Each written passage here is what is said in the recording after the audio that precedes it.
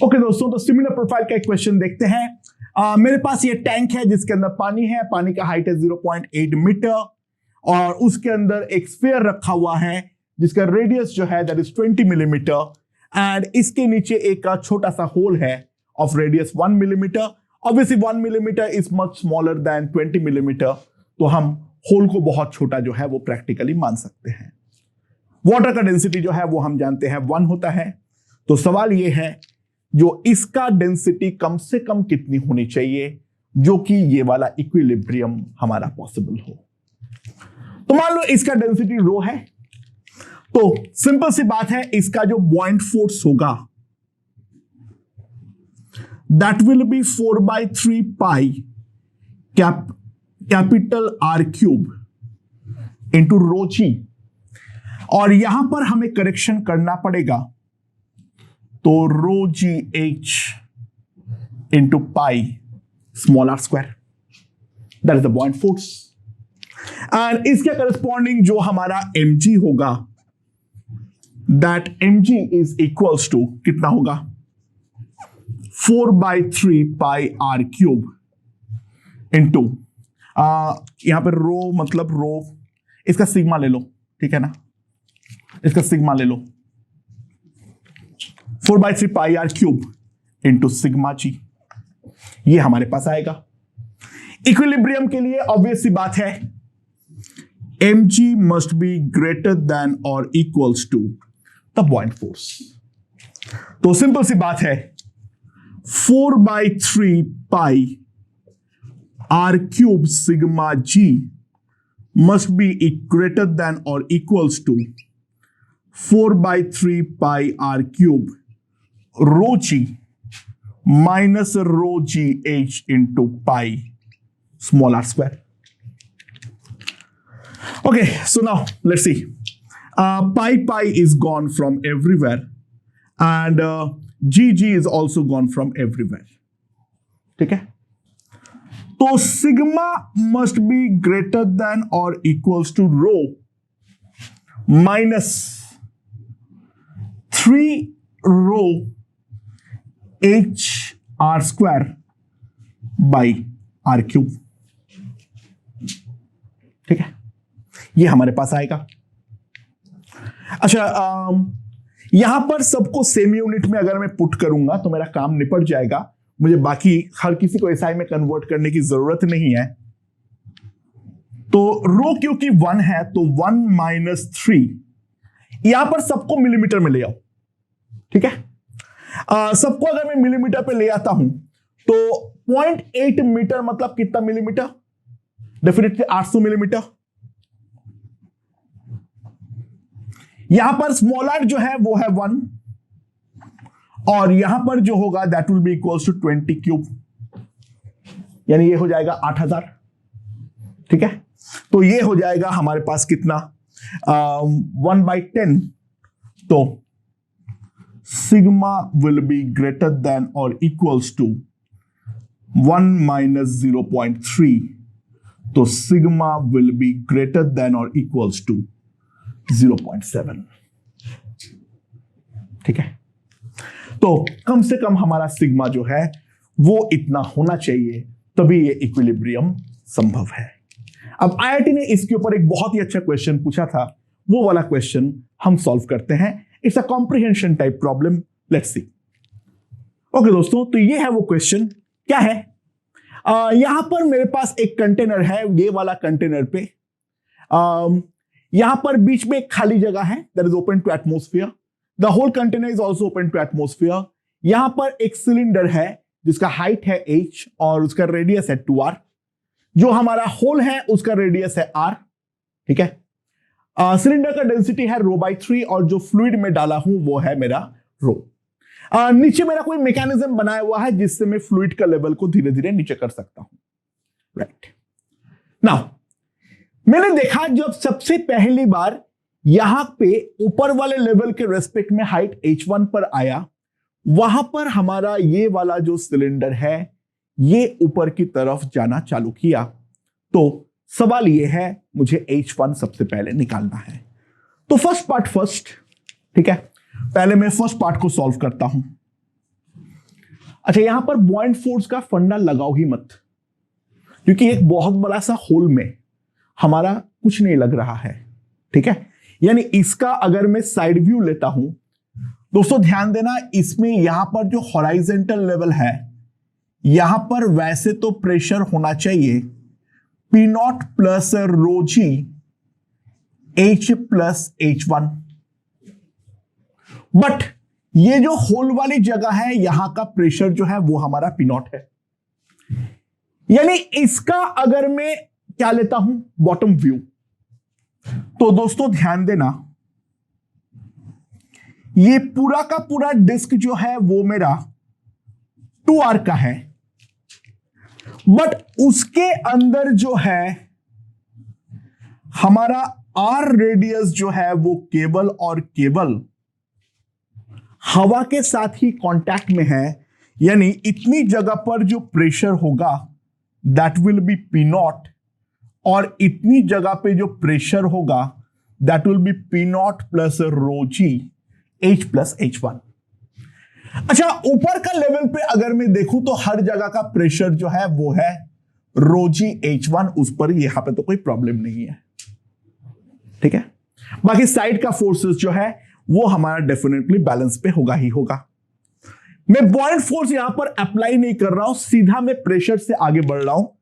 तो lower most surface में जो हमारा अपवर्ड फोर्स होगा that will be P not into pi are square. अच्छा, ये वाला एरिया कितना आएगा, pi into 2R square minus pi into R square, that will be 3 pi are square. तो P not plus rho g H plus H1 into 3 pi are square, ये हमारा upward direction में force होगा। अच्छा, इसका जो ऊपर वाले सरफेस पे जो प्रेशर लग रहा है उसके कारण जो F डाउन होगा that will be P not plus rho g H1 into 4 pi are square. और इसके अलावा मेरे पास सिलेंडर का मास जो है वो हमारा है, तो net upward must be equal to the net downward force. So जो मैं लिख सकता हूं, अच्छा P नॉट जो है वो तो हमारा हर जगह पे लग रहा है, तो P नॉट वाला फैक्टर तो पहले ही भूल जाओ। ठीक है, P नॉट तो हर जगह पे लग रहा है। देखो P not by into 4 pi are square यहां पर भी आएगा, P not into 4 pi are square यहां पर भी आएगा, वो टर्म कट होगा। तो उसको अगर हम भूल जाते हैं तो rho g H plus H1 into 3 pi are square. ठीक है, this is the upward force that must counterbalance the downward force, that is rho g H1 into 4 pi r square plus mg, that is rho by 3 pi into 2r का whole square into g, ये हमारे पास आएगा। ठीक है, सो जो हम काट सकते हैं काट देते हैं। रो तो हर जगह से गया, जी जो है वो भी हमारा हर जगह से गया, पाई आर स्क्वायर भी हमारा हर जगह से गया। तो what equation we get is 3h plus 3h1 is equals to, क्या लिख सकता हूं, 4h1 plus 4h by 3, that is the equation. And इसको अगर मैं यहां पर साइड चेंज कर दूं तो मेरे पास h1 का जो वैल्यू आएगी that will be simply 5h upon 3। h1 की जो वैल्यू आएगी that will be simply equals to 5h upon 3। तो दोस्तों सिंपल सी बात है, जो जब ये ऊपर का लेवल हमारा 5h by 3 पर होगा वहां पर हमारा पहली बार ये ऊपर की तरफ लिफ्ट अप होगा। ठीक है, अच्छा अब बोला है मैंने इसको उठने नहीं दिया और फर्दर इसमें से मैं पानी निकालता रहा, इसको रोकने के लिए मैंने बाहर से कोई फोर्स F लगा रहा हूं। तो ऐसे करते करते करते करते जब सिलेंडर से H2 हाइट पर आ गया है, वहां पर अब फर्दर कोई फोर्स का एप्लीकेशन का रिक्वायरमेंट नहीं पड़ रही है फॉर स्टेबिलिटी। तो सवाल यह है H2 का वैल्यू कितना होगा। तो सेकेंड वाले पार्ट के लिए अगर मैं देखूं, अगेन P नॉट को भूल जाओ, तो ऊपर का सरफेस में तो कोई फोर्स नहीं लगेगा। सो यहां पर जो अपवर्ड फोर्स लगेगा that will be equals to, ये वाले पार्ट में कोई फोर्स नहीं लग रहा है क्योंकि P नॉट को मैं भूल जाने बोला हूं, क्योंकि याद रख के फायदा ही नहीं है, हर पॉइंट पे P नॉट है, एरिया सब कुछ कैंसिल आउट हो रहा है, तो भाड़ में जाए P नॉट। तो जो हमारा अपवर्ड फोर्स लगेगा वो केवल और केवल 3 पाई आर स्क्वायर के एरिया में लगेगा।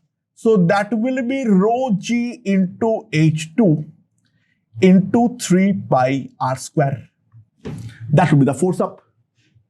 ठीक है, एंड ये फोर्स अब डेफिनेटली अब mg को बैलेंस करना चाहिए। So rho g H2 into 3 pi are square is equals to 4/3 rho pi are square H2 H into g, ये हमारे पास आ जाएगा। ठीक है, ध्यान दो वहां पर आ गया है। So now if I compute pi is gone, rho is gone, g is gone, r square gone, so H2 will simply come out to be 4h/9। तो H2 का हाइट एक बार 4h/9 से कम हो जाए, उसके बाद हमें फोर्स अप्लाई करने की कोई जरूरत नहीं है, वो हमेशा ही हमारा इक्विलिब्रियम पोजीशन में रहने वाला है। So this is a very important profile जिसके बारे में हमने डिस्कस किए हैं। इसके रिगार्डिंग और एक क्वेश्चन मैं कराऊंगा। मेरे ख्याल से ये प्रोफाइल के बारे में हमें अच्छे से आइडिया लग चुकी होगी, राइट? ओके दोस्तों, अभी एक क्वेश्चन देखते हैं। क्या है मेरे पास? देखो, मेरे पास दो इस तरीके का जो स्टोन्स है या पत्थर या फिर कोई सब्सटेंस है, उन दोनों को मैं साथ में एक सुपर ग्लू के सहारे जोड़ रखा हूं। वो सुपर ग्लू जो है वो मैक्सिमम जो फोर्स विथस्टैंड कर सकता है वो है V। ये वाले का डेंसिटी जो है वो है मेरा ρ1 और नीचे वाले का डेंसिटी जो है वो है मेरा ρ2, और जिस फ्लूइड के अंदर मैं डाल रखा हूं उसका डेंसिटी है ρ। इन दोनों का जो कॉन्टैक्ट सरफेस है वो बेसिकली एक फ्लैट सरफेस है ऑफ एरिया A। ठीक है, पूरा सिस्टम मेरा इक्विलिब्रियम में है, राइट? अच्छा, मैं वैल्यूज अभी दे दूंगा। सवाल ये है, ये जो कॉन्टैक्ट सरफेस है, ये सरफेस से एट मैक्स कितना डेप्थ पर हो सकता है जो कि ये दोनों आपस में ऐसे टोर्न अपार्ट ना हो जाए। ठीक है, लेट्स सी कैसे करेंगे। ठीक है, वैल्यूज ले लो बाय द वे एक बार के लिए। जो दोनों का वॉल्यूम है वो V है 1 मीटर क्यूब, एरिया ले लो 0.1 मीटर स्क्वायर, जो हमारा ρ1 है टेक इट एज 0.5 ग्राम पर ml, और जो मेरा ρ2 है टेक इट एज 1 ग्राम पर ml। ठीक है, और जो मेरा F है टेक इट एज 250 न्यूटन। ठीक है, पहले हम जनरल करेंगे फिर हम वैल्यूज पुट करेंगे। Let's see. अच्छा, पहली बात तो ये हमारा इक्विलिब्रियम में है, तो दोस्तों एक बात ध्यान देना, फॉर इक्विलिब्रियम जो हमारा प्राइमरी कंडीशन है, जो बॉइंट फोर्स और mg जो है वो इक्वेटेड होना चाहिए। तो for equilibrium ρ1 V into g plus ρ2 V into g must be equals to ρ into 2V into g. पहली बात तो ये होना चाहिए, यानी जो मेरा डेंसिटी रो होना चाहिए that will be ρ1 plus ρ2 by 2। पहली बात तो ये है, इक्विलिब्रियम के लिए ये कंडीशन हमारा मस्ट है। ठीक है, मेरे ख्याल से ये समझ में आ गया होगा। अच्छा, अब मैं दोनों का इंडिविजुअल लेवल पे बॉइंट फोर्स निकालना चाहता हूं। ठीक है, अच्छा, buoyant फोर्स ऑन बॉडी 1 में क्या लिख सकता हूं? दोस्तों ध्यान देना, ऐसे तो हम सीधा लिख देंगे रो वीजी, लेकिन वो हम जानते हैं डायरेक्टली गलत है, हाँ कि ना? तो यहां पर जो प्रेशर है that is rho g H, और उसके करस्पॉन्डिंग एरिया ए जो है वो तो हमारा फ्लूइड के कांटेक्ट पे नहीं है, तो that will be rho g H into A. So that is the effective buoyant force on body 1. Right. और similarly buoyant force on body 2 के बारे में अगर मैं देखूं, buoyant force on body 2, अच्छा, रो वीजी ऐसे होना तो चाहिए था, लेकिन नीचे वाले बॉडी पे तो इस तरीके से डाउनवर्ड फोर्स जो लिक्विड लगाना चाहिए था रो जी एच इंटू ए उतना नहीं लगा रहा है, तो जो हम लोग अपवर्ड फोर्स निकाल रहे हैं असली में अपवर्ड फोर्स उससे भी ज्यादा होगा, तो plus rho g H into A. So this is the effective buoyant force on the two substance. नीचे वाले के लिए वी आर ओवर कंप्यूटिंग, क्योंकि नीचे का सरफेस एक्चुअल में लिक्विड के कांटेक्ट में नहीं है. नीचे वाले बॉडी के लिए वी आर अंडर कंप्यूटिंग, क्योंकि हम जो डाउनवर्ड फोर्स सोच रहे हैं वो डाउनवर्ड फोर्स तो है ही नहीं. सो ये है दोनों का इफेक्टिव buoyant फोर्स. तो बॉडी 1 का अगर मैं फ्री बॉडी डायग्राम ड्रॉ करूं, ये वाले बॉडी का अगर मैं फ्री बॉडी डायग्राम ड्रॉ करूं, तो इसके ऊपर लग रहा है BF1 जो इफेक्टिव buoyant फोर्स है, यहां पर लग रहा है mg, M1g,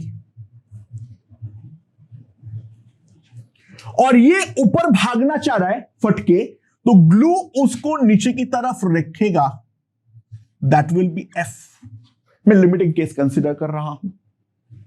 सो दोस्तों यहां पर जो मैं इक्वेशन लिख सकता हूं, नेट फोर्स तो हमारा 0 होना चाहिए.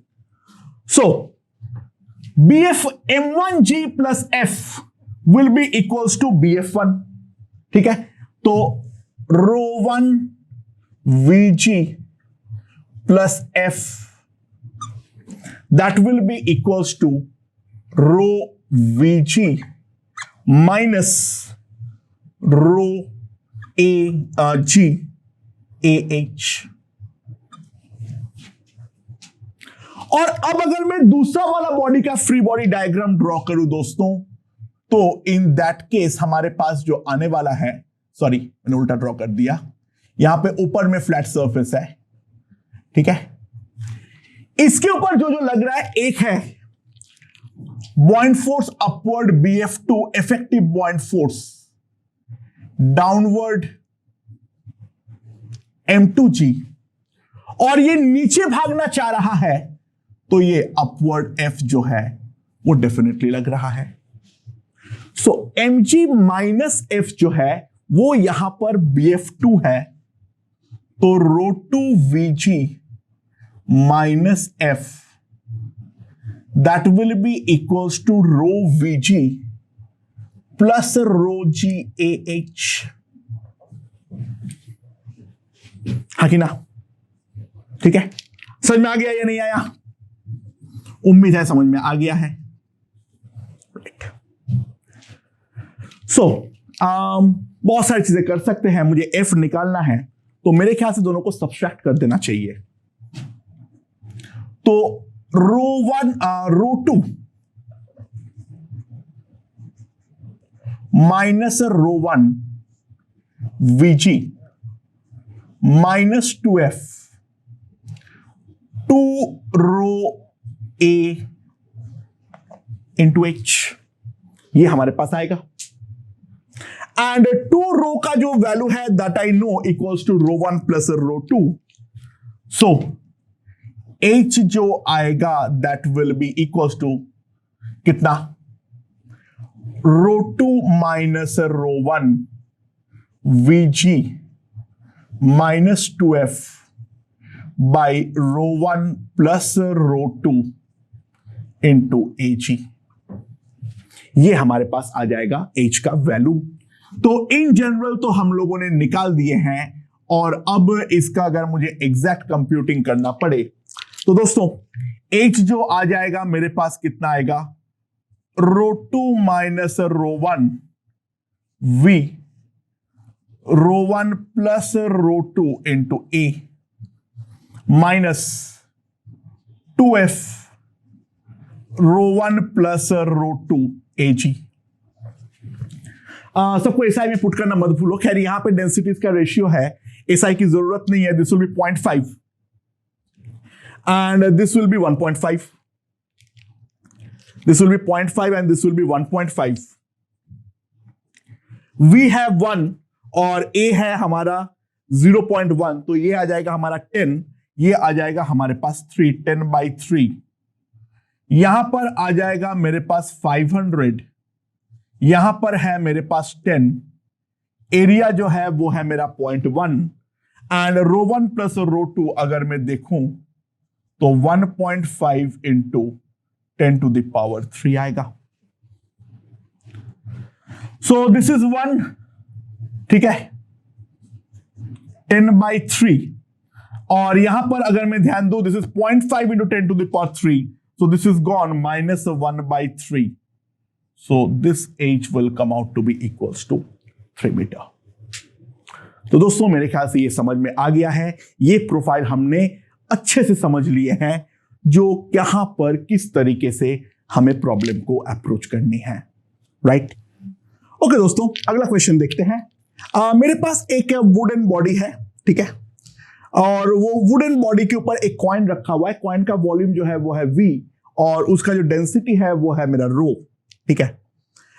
इस तरीके से वो इक्विलिब्रियम पोजीशन में है। जो ये टॉप सरफेस है वो कंटेनर के बॉटम से H हाइट पर है, और जो वुड का क्रॉस सेक्शनल एरिया है वो है मेरा A, जो अंदर डूबा हुआ है, that is equals to L, ठीक है। एंड नाउ ये वाला कॉइन को मैंने उठा के अगर इस पर गिरा दिया तो इन दैट केस सवाल ये है जो हमारा L पर बदलाव होगा और जो मेरे पे H पे बदलाव होगा वो डेल्टा L और डेल्टा H कितना होगा, ठीक है। This is the equilibrium position that is shown. Okay दोस्तों, तो इसका पहले हम लोग इक्विलिब्रियम पोजीशन देखते हैं। इसके ऊपर जो नेट डाउनवर्ड फोर्स है वो बॉइंट फोर्स से इक्वेटेड होना चाहिए। तो पहले अगर हम इक्विलिब्रियम पोजीशन के बारे में बात करें तो क्या आएगा मेरे पास, इसके ऊपर net downward force that is mg plus rho vg that will be equals to rho not LA into G। ये मेरे पास आएगा, ठीक है। तो the first relation is pretty clear I think. तो m जो आएगा that will be equals to rho not LA minus rho V, ठीक है। अच्छा, नया पोजीशन में जैसे ये कॉइन ड्रॉप हो जाएगा तुरंत इसके ऊपर जो डाउनवर्ड फोर्स है वो कम हो जाएगा, और अब जो बॉइंट फोर्स है उसको केवल mg बैलेंस करेगा। तो ऑब्वियस सी बात है ये तो हमारा ऊपर जाएगा ही जाएगा। इस हाइट के साथ क्या होगा बात की बात है, बट ये तो डेफिनेटली हमारा ऊपर जाने वाला है। सो अगर मैं यहां पर न्यू पोजीशन के लिए बात करूं तो दोस्तों न्यू पोजीशन में बिल्कुल सिंपल है, जो मेरा mg होगा that will be equals to rho not into L minus delta L into AG, GG again cut. तो m यहां पर आ गया है rho not LA, rho not delta LA, ये मेरे पास m आ गया है। और ये दोनों m को अब मैं इक्वेट करने वाला हूं। तो दोस्तों ये दोनों m को अगर मैं इक्वेट करता हूं तो मेरे पास आ जाएगा rho v rho not delta L into A। तो डेल्टा L का वैल्यू सिंपली आएगा rho v by rho not A.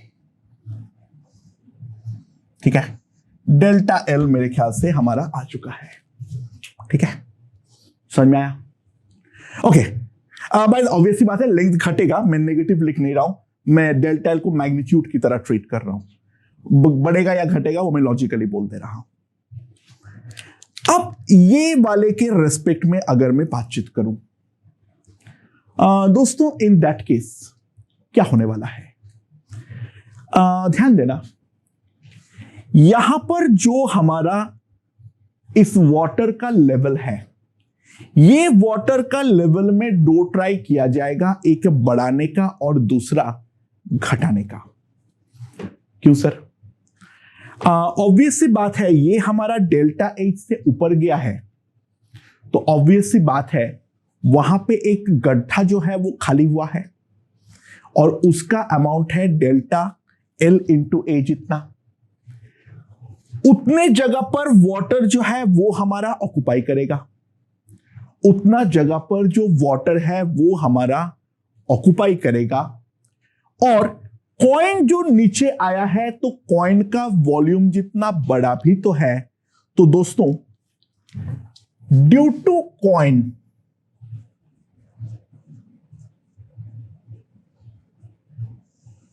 Increase in volume जो हुआ है, इंक्रीज इन वॉल्यूम जो हुआ है that is equals to V. ठीक है, और दूसरा जो है ड्यू टू डेल्टा एल जो हमारा डिक्रीज इन वॉल्यूम हुआ है that will B delta L into A. Okay, तो जो नेट इंक्रीज होगा वो कितना होगा? अब मैं इंक्रीज है या डिक्रीज है मैं नहीं जानता हूं, तो बट जो नेट इंक्रीज होगा that will be v minus delta L into ए।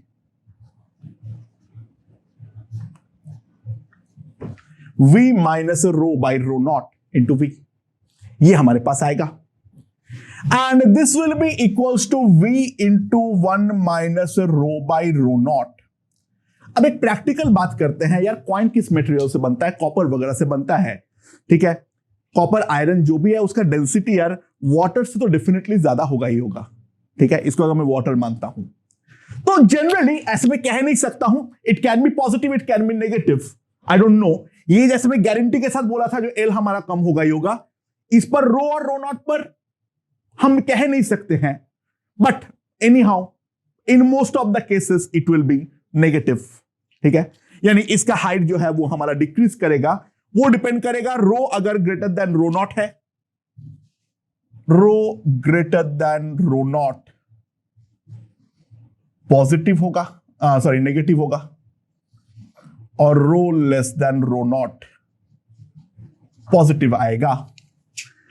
और इसके कारण जो हमारा क्रॉस सेक्शनल एरिया है मेरा A1 है, so delta H into A1 must be equals to V into 1 minus rho by rho naught. So delta H will be V by A1 into 1 minus rho by rho naught. That is delta H. क्योंकि यही volume तो हमारा पूरा container में फैलेगा, तो इसका अगर हमारा चेंज होता है डेल्टा H से, तो corresponding volume changes delta H by A1. So delta H by A1 must be equals to this. So I will get the value of delta H. Okay.